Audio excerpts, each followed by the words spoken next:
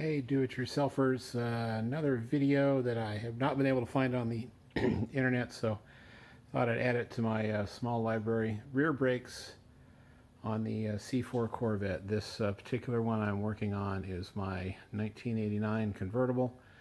I've already done the front brakes. They're fairly easy to do once you take the caliper bolts out. If they've never been taken out, they'll have Loctite on them. You'll need a breaker bar. I don't think that's very likely at this stage of the game, since the oldest C4s are almost 25 years old. The rear ones basically was an afterthought on the one video I watched, so we're going to go ahead and give those a shot. Now this one's already done. Drilled, slotted rotors, new pads. Just thought I'd give you a quick once over. You can see the caliper. This part here is the mount, and it basically is what is attached to the frame of the car. The caliper is the finned mechanism. You can see the new pads are installed and the new rotors installed. Everything's torqued down. Getting the pads out is pretty easy. Getting them in requires a little bit of finesse, so that's why we're going ahead and put this video up. You've got basically your emergency brake line down here, and this is your hydraulic line, and then this wire basically goes to that little anti-lock brake sensor there. Won't be touching any of the hydraulic lines for this one. So I'm gonna head over to this other one, and you can see there's the old mechanism. So first thing we're going to do, you can see those two caliper bolts, 18 millimeter. Going to go ahead and remove those. That should allow us to lift the entire assembly off and then pull off the rotor. Again, I'm replacing it with a new one. If you want to go with the old rotors, I would recommend you at least take them to the auto parts store and have them turned. So we'll take a break here for a sec. Not for you, just for me. And we'll be back once we have the caliper off. Okay, we've got the caliper bolts loosened and the caliper set over to the side, and the rotor has also been removed just to get it out of the way. If you ever need to replace your hubs, this is one of your rear wheel hubs. If it is gone bad and making a lot of noise, it's basically just pull that nut off, and then you have to go in from the back to take the three mounting nuts off, and it's a bit of a job, but I've done it on my 90. It's not that big of a deal. Okay, so back to the brakes. You can see the old pads in there. They really don't need to be replaced, but they've been in there for 30 years, so I thought I'd just do a brake refresh. Now, getting these pads out is not a big deal. They basically sit in a little slot right there and right there, and then there is a spring up at the top that holds them in place. So to get them out, just kind of push on the bottom, and there's the old one. We'll set him aside. Same thing for the interior. Again, they sit on these two slots here and here, and the spring tension is basically what holds it in. So to get it out, looks like we can go in from behind. Just kind of loosen it up.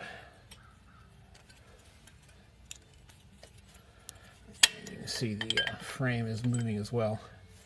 Alright, so got that one out as well. So the old ones are out. Just a matter of getting the new ones in. But first, you'll notice that piston is sticking out quite a bit because the brakes have worn some. So I'm going to attach a C-clamp to it and compress that all the way back down so that the new pads, which are obviously much thicker than the old pads, will mount onto the rotor. So get the C-clamp and be right back. Okay, this is the caliper frame. I went ahead and pulled it straight back off of the pins, as you can see, and I'm just going to set it aside. It's not really needed right now. What we have here is essentially the straight caliper, and there's the Harbor Freight C-clamp that we're going to go ahead and use to compress the piston back down. Up in the front of the car, the top is off the reservoir, and you want to make sure you have a little bit of top room, because some of the fluid, in theory, will flow back through the lines into the reservoir. So got this done. Basically we're just going to ratchet this, and I'm probably going to need to use both hands, so we'll stop the video here and come back when it's all fully compressed. Okay, there is the spring, not the spring, the piston fully compressed. At this point we're going to go ahead and start putting stuff back together. So the first thing I'm going to do is put the frame back on the caliper pins, and then we'll insert each disc pad one by one, and I'll do my best to show you the best way to do that, because they are a little bit tricky, and if you don't know what you're doing, it can take you a long time. Okay, as you can see, the inside pad is mounted inside the frame up against the piston. Didn't have enough hands to show me actually doing it. The inside one is the one that has the wear indicator, which is this little metal piece right there. That'll start to squeal once the brakes wear down enough. Best way to get the pad in, sorry about that, place the pad in here and slide the top in first. You can see the spring will start to compress as you push up towards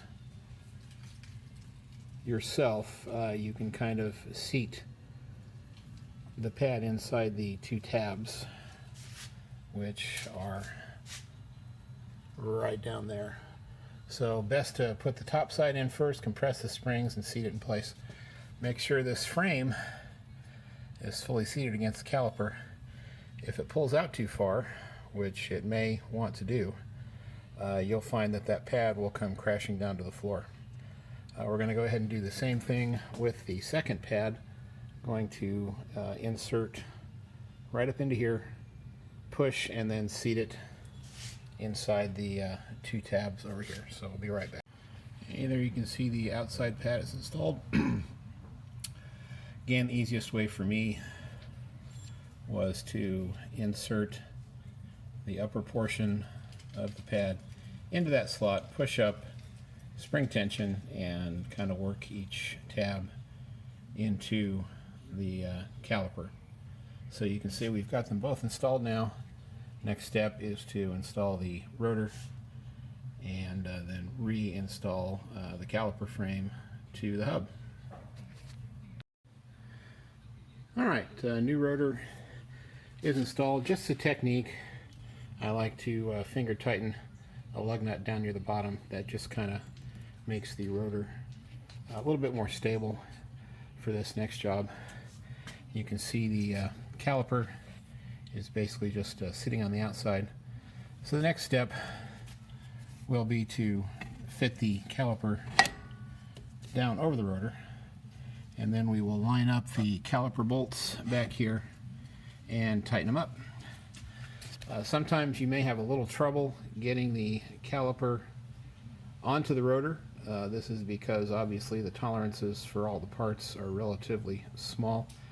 First technique would be to take the pads back out and see if you've compressed the caliper piston all the way. Sometimes that will help.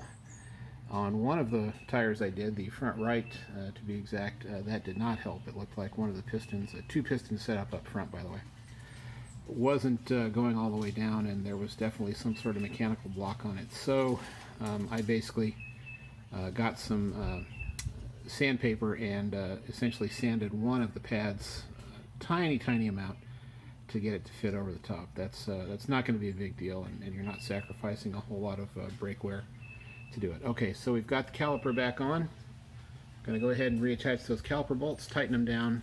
About 100 foot-pounds on the back ought to work. The front says 130. That is a lot. I probably didn't quite get to 130. And then we'll finish it up from there. Okay, the caliper bolts are torqued down, as you can see. And as a final thing,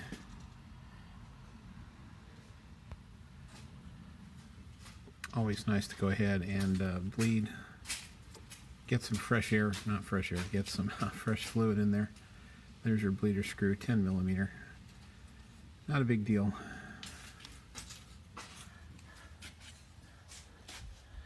So there you go. Back brakes on the C4 Corvette.